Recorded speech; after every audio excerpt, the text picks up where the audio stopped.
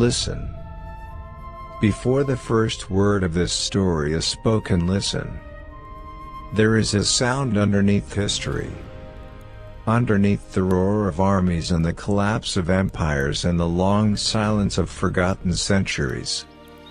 A small, persistent sound. The scratch of a reed pen moving across animal skin in a room lit by a single oil lamp. Slow. Deliberate. The sound of someone who knows time is running out and writes anyway. That sound is why you are here. You have heard of the Dead Sea Scrolls. You have heard the name. But, hearing a name and understanding what it cost, those are two entirely different things. The scrolls did not simply appear in a cave. They were carried there. By hands. By feet that climbed through darkness.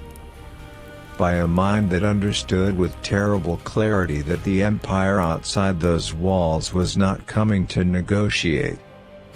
This is not a story about ancient texts.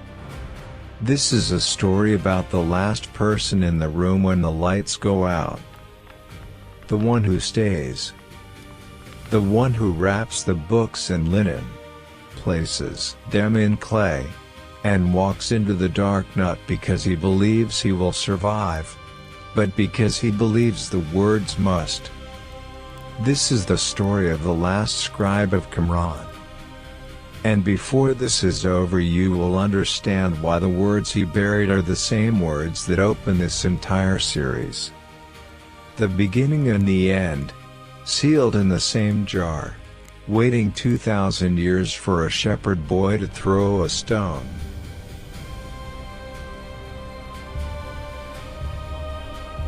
In 1947, a young Bedouin shepherd named Muhammad edh-Dhib was looking for a lost goat on the northwestern shore of the Dead Sea. He threw a stone into a crack in the cliff face above him. He was not looking for history. He was not looking for answers to anything theological or philosophical or ancient. He heard something break. That sound, the sharp crack of a clay jar shattering in the dark after 2,000 years of silence, is one of the most consequential sounds in the history of human knowledge. He climbed up.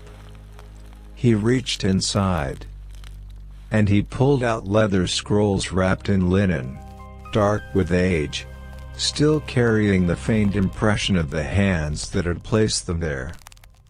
The world would spend the next 70 years trying to understand what he had found. But we are not starting in 1947. We are starting almost exactly 2,000 years earlier. We are going back to the place where those jars were filled. The settlement known today as Edh-Dhib Qumran sits on a dry plateau above the northwestern shore of the Dead Sea, a landscape so stark and brutal it feels less like Earth and more like the surface of some forsaken moon.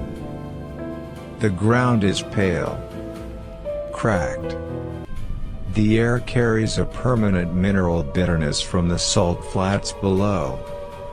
The cliffs above are limestone, white and jagged, riddled with deep fissures and narrow cave openings that catch the wind and hold the cold. Scholars debate many things about who exactly lived here. What is not debated, what the ground itself confirms, is that a disciplined Jewish community established a settlement at this site during the 1st century before the Common Era, and maintained it for roughly 200 years. The ruins of their compound reveal a structured, communal existence, a large meeting hall, a complex water system fed by an aqueduct, ritual bathing pools, and most critically, a long, narrow room with stone benches and low writing tables that archaeologists have identified as a scriptorium. A room built for one purpose: copying, writing, preserving. whoever these people were, and many scholars associate them closely with a sect known as the Essenes, a group who withdrew from mainstream Jewish society in Jerusalem out of deep theological disagreement. They came to the desert with intention. They did not stumble here by accident. They chose the wilderness. They chose the silence. They chose the distance from the political and religious machinery of the capital city. Why? Because they believed Jerusalem had been corrupted, that the priesthood had been compromised, that the traditions they considered sacred were being diluted, rewritten, erased by forces of accommodation and power. They came to the desert to hold the line, to preserve what they believed was the authentic inheritance of their people, including texts that had already been pushed to the margins by mainstream religious authority. They came here to remember. Deliberately. Systematically. For generations. And by the year 68 of the Common Era, nearly 2 centuries after their community was founded, the world outside their plateau was ending. The First Jewish-Roman War had been burning through Judea for 2 years. Jerusalem was under siege. Roman military columns were moving methodically through the Jordan Valley, dismantling every community that stood between the desert and the capital. The Roman campaign, systematic, professional, and utterly without mercy, was sweeping south and east through the region. Word traveled. Smoke on the horizon traveled. The low, rhythmic vibration of a military force on the march traveled through the dry earth itself. The people of Qumran would have known they were coming long before they arrived. And so did the decision that had to be made. Before we follow the scribe into the caves, we need to understand what he was carrying. Among the roughly 900 manuscript fragments recovered from the caves of Qumran, the presence of one particular text is staggering in its volume. Not the Torah. Not the Psalms. Those are there. Yes, but they are expected. What is not expected, what stopped scholars cold when they began cataloging the collection, was the sheer number of copies of a text that does not appear in the standard Hebrew Bible at all. The Book of Enoch. 11 separate manuscript fragments of 1 Enoch, written in Aramaic, were recovered from Cave 4 alone. Fragments catalogued under designations like 4Q201 and 4Q204. Additional portions of a related text known as the Book of Giants were found scattered across multiple other caves. No single non-canonical text comes close to this level of representation in the Qumran library. Stop and let that fact settle. This was not a community that kept one curious copy of a marginal scroll. They were copying it, recopying it, maintaining it across generations with the same deliberate care they gave to Deuteronomy and Isaiah. Within the theological world of this community, whatever precise label we give them, the Book of Enoch was not folklore. It was not mythology in the dismissive sense. It was a window, a framework, a lens through which they understood their own present suffering. The text itself describes a world before the flood, a world in which entities called the Watchers, divine beings who were given stewardship over the earth, abandoned their designated role. They descended.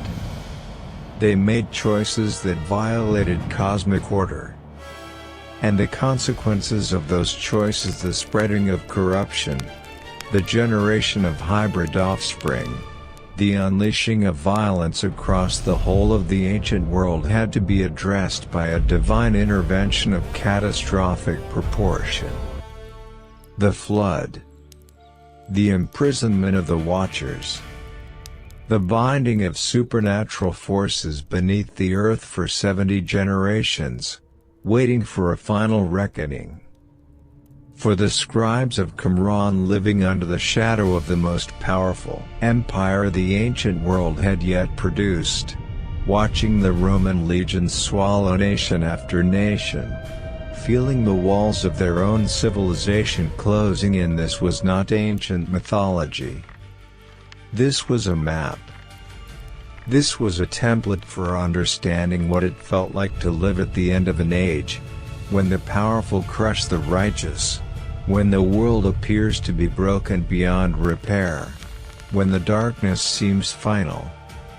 They read Enoch because it told them the darkness had been there before, and it had ended. They read it because it told them that even in the worst collapse someone had written it down. Someone had remembered. And the memory had survived the catastrophe. There is a heartbreaking recursion to that.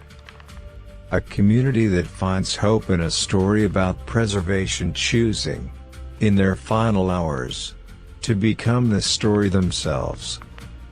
The irony is not lost. And it should not be lost on us. But here is where the history moves from the intellectual to the physical. Because believing something must be preserved is not the same thing as the act of preserving it. That act is unglamorous. It is exhausting. It smells like animal fat and fresh ink and damp stone.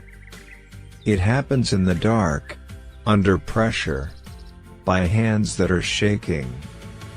And it is time to follow those hands. Picture a room. Not a grand chamber. Not a sacred vault with gilded walls. A room with stone benches and low ceilings, lit by oil lamps whose flames bend and flutter in the draft that pushes through the cracks in the rock. The floor is grit. The walls are grit. The air itself seems made of the same pale, fine dust that coats every surface within 50 miles of this plateau. A man sits at one of those stone benches. He is not young. His face has been worked by years of desert sun, the skin around his eyes creased deep, the tops of his hands brown and dry, knuckles cracked at every joint. His robe is off-white flax, thickened with weeks of use, stained at the elbows and hem with the dark residue of the scriptorium ink and oil and the faint brown smear of the tannin solution used to treat parchment. He is not writing today. Today, he is wrapping. The scroll in front of him is not new. The leather is dark and supple from handling, the edges worn smooth by the fingers of every scribe who has carried it to and from this bench across the decades. He cannot read what it says right now. He does not need to. He knows every word. He has copied it himself, 3 times, over the course of his life in this community. He takes a strip of clean linen cloth, bleached, tightly woven, the kind used for ritual purposes, and begins to wrap the scroll from the outermost edge inward. Slowly, firmly. The linen is not decorative. It has been treated, rubbed perhaps with bitumen, a dark tar-like substance drawn from the earth of this very region, pressed into the weave to seal the cloth against moisture, against the slow infiltration of the desert air that, given enough time, can reduce parchment to powder. He wraps it once, twice, a third time. His movements are not rushed. That is the thing that history does not give us credit for understanding. In every popular imagination, this moment is frantic people running, fire, desperate last-second decisions. But the scribes of Qumran appear to have been anything but frantic. The care with which the scrolls were packaged, the deliberateness of the preservation technique, the sheer number of documents they managed to conceal, this speaks to a community that had planned for this moment. Perhaps for years. They knew this day was coming. They prepared accordingly. He sets the wrapped scroll into a cylindrical jar beside him. The jar is clay-fired locally, rough-surfaced, without decoration. Functional. Its interior has been wiped with a bitumen preparation used to resist moisture. He packs the scroll in upright, adds a tight bundle of loose papyrus as padding, then lowers the lid, a simple, fitted clay disc, into place. He runs his thumb around the seal. In the distance, beyond the walls of the compound, beyond the dry ravine that drops toward the salt flats, there is a sound. It is low, rhythmic, felt more in the chest than heard by the ears. It is the sound of the Roman campaign moving through the valley. He picks up the jar. It is heavy, the weight of a decision that cannot be unmade. He carries it to the door of the scriptorium, where 3 other men wait, each holding jars of their own. They do not speak. There is nothing to say that has not already been said, or that the moment does not say for them with sufficient eloquence. They walk. The path up into the cliffs above the settlement is not easy. The limestone is sharp underfoot. The fissures in the cliff face are narrow. A man with broad shoulders must turn sideways to enter. Inside, the darkness is immediate and total. The oil lamp one of them carries pushes back only a meter of black in each direction. The air is cold. The cave smells of mineral earth and old silence. They set the jars down in the deepest part of the fissure. Not randomly, the placement is considered. The jars arranged in rows, upright, stable. The last jar is lowered into position. The last lid is fitted. The last thumb runs around the last seal. And then they leave. They close no door behind them. There is no door. They simply walk back down through the darkness, back out through the fissure, back down the sharp limestone path toward the plateau. The desert sun hits them. The sound from the valley is closer now. They have done what they came to do. Whether anyone will ever come back for what they have left, that is not a question they can answer. That is not a question that belongs to them. 2,000 years. That is the number. That is the dimension that needs to land with its full weight before we go any further. Not 200 years. Not 250. 2,000. Roughly 80 generations of human beings lived and died between the moment those jar lids were pressed into place and the moment Muhammad edh-Dhib's throne stone broke the silence in 1947. 80 generations. Empires rose and collapsed. Languages evolved into entirely different languages. The very concept of what it meant to be a literate human being transformed beyond recognition, multiple times. Wars of a scale that would have been literally incomprehensible to the scribe on that plateau were fought and ended. The Industrial Revolution happened. The atomic bomb happened. And in a series of narrow limestone fissures above a salt sea in the Judean desert in absolute, uninterrupted darkness, in stable temperatures and dry desert air, clay jars sat undisturbed and held their contents. Held them perfectly. The Book of Enoch did not survive because it was indestructible. It survived because someone understood that the greatest threat to knowledge is not fire or flood or the sword of an army. The greatest threat to knowledge is neglect, indifference, the slow erosion of things left unprotected. And the people of Qumran, in their final act as a community, chose to become the most effective archivists the ancient world ever produced, not by building libraries or stone monuments, but by choosing the right kind of darkness, in the right kind of silence. The geology of the Qumran caves is part of the story in ways that took archaeologists decades to fully appreciate. The limestone fissures maintain a remarkably consistent temperature year-round, cool in summer, relatively stable in winter.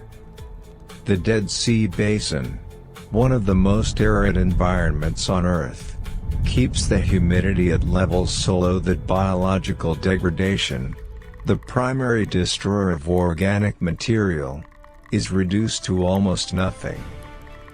The jars provided a sealed microclimate. The linen wrapping absorbed any residual moisture before it could reach the leather. And the bitumen preparation on both jar and cloth created a barrier against the trace oxidation that, given millennia, could still have degraded the scrolls beyond legibility. This was not luck. Not entirely. The people who chose these caves understood something about them. Whether they understood the chemistry involved, obviously not in modern terms, they understood the practical reality. Things placed in these caves tended to stay intact. They had seen it. They had retrieved things from these caves across generations. They knew what this particular darkness did to organic material. They chose it deliberately. And here is where the story takes on a resonance that goes beyond archaeology, a resonance that, if you have been with us since the beginning of this series, will feel like a closed circuit suddenly completing itself. In the 5th chapter of 1 Enoch, one of the passages most heavily represented among the Qumran fragments, the text describes in precise terms the punishment meted out to the watchers after their descent and transgression. They are not destroyed. They are bound. They are pressed beneath the earth in darkness, in a kind of cosmic suspension. For a duration the text specifies in its own measurement, 70 generations. Immobilized. Waiting. The knowledge of what they carried, the consequences of their choices, the nature of their corruption sealed away with them in the dark. Inaccessible. Not gone, but unreachable. Dormant. Now consider what the scribes of Qumran did in the year 68 of the Common Era. They took the very text that described this cosmic imprisonment, the account of knowledge forced underground, sealed against time, awaiting a future reckoning, and they buried it in the earth, in darkness, where it remained inaccessible, intact, and unreachable for 2,000 years. The story of what was hidden underground itself went underground. The words about sealed knowledge were themselves sealed. And just as the narrative of 1 Enoch describes an eventual unsealing, a moment when the hidden things returned to the surface, the scrolls did, in fact, return to the surface. Not through ceremony, not through prophecy, through a thrown stone, through a young man who was simply looking for his lost goat. History, on occasion, has an unusually precise sense of timing. What does this mean for us? For you? Sitting with this story in 2025, in a world that is arguably as fractured and disoriented as any era these ancient scribes could have imagined? Perhaps this, the act of preservation, is itself a form of defiance. Not loud defiance, not heroic defiance, quiet defiance. The kind that does not announce itself. The kind that does not know if it will ever be vindicated. The scribe who placed that last jar in the dark did not do it because he had a guarantee. He did it because not doing it was unthinkable. Because there are things that must not be lost, especially when the circumstances suggest that everything is about to be lost. He was not saving the world. He was too tired and too frightened and too covered in desert dust to think in those terms. He was simply refusing to let the words die with him. And 2,000 years later they didn't. That matters. It should matter to you. In a world that sometimes feels as though it is moving too fast, discarding too much, treating memory as a liability rather than an inheritance, the man on that limestone path, carrying a clay jar in the dark, has something to say to the present moment. He already said it. In the most eloquent possible way. Without a single word.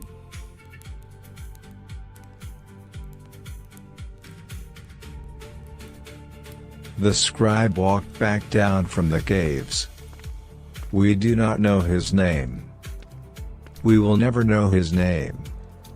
The community at Qumran did not keep personal records in the way that history would later require. He is known to us only by what he left behind, not his words, but his act. Not his biography, but his decision. He walked back through the compound, past the scriptorium where he had spent most of his adult life, past the ritual pools, dry now in the late season, their stone steps pale and precise in the afternoon light, past the walls that would not stand much longer. And at some point, the exact circumstances unknown, the exact date unrecorded, he disappeared into the general silence of history. The settlement at Qumran was destroyed. The archaeological record is clear on this. The evidence of burning and abandonment dates to the period of the Roman campaign through this region. Whether the community fled, was killed, or simply dissolved into the larger catastrophe of the Jewish-Roman War, the scholarly record offers hypotheses, not certainties. They vanish from the historical record the way ordinary people have always vanished from the historical record. Without a document, without a monument, without a name, only the jars remained. And in the jars the words. Still there. Still exact.